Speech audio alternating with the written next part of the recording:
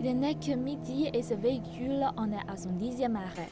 Les morts sont récupérés dans des maisons et des hôpitaux infectés par des volontaires épuisés, transportés dans des véhicules d'urgence ou dans toute autre camionnette de volontaires disponibles à ce moment-là.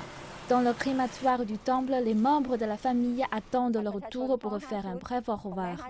Pour Sarah Won, cela n'a été qu'une question d'heure, de la mort de son mari à l'empallage de ses affaires, à l'organisation de la crémation.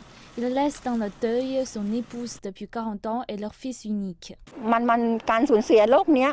C'est arrivé si vite. Je n'ai pas eu le temps de dire au revoir à mon mari. C'était juste nous deux. Notre fils vit dans une autre maison. Maintenant, je reste seule.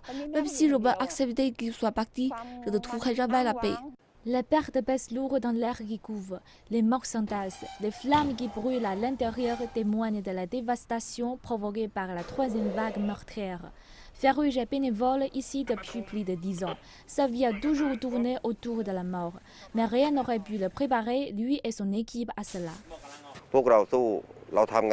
Nous travaillons sans notion du temps. Nous ne savons pas quel jour nous sommes, nous ne savons pas quand nous avons mangé pour la dernière fois.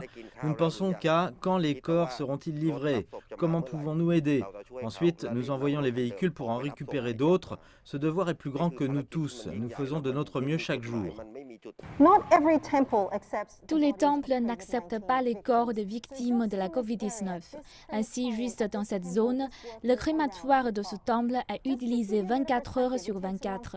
Juste pour vous donner une idée, il faut environ 5 heures pour qu'un corps se transforme en cendre. Le mois dernier, ils ont eu en moyenne environ 10 corps par jour.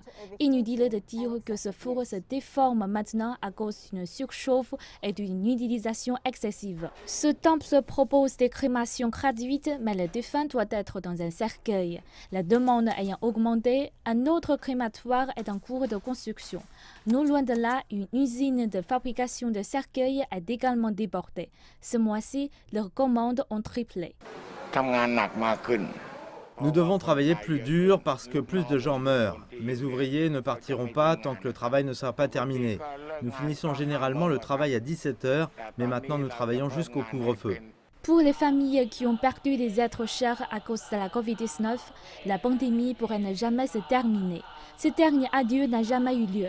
La prière finale, accablée par les bruits menaçants de sirènes qui nous rappellent la fragilité de la vie et de cette mort, qui est à nouveau tapie au coin de la rue.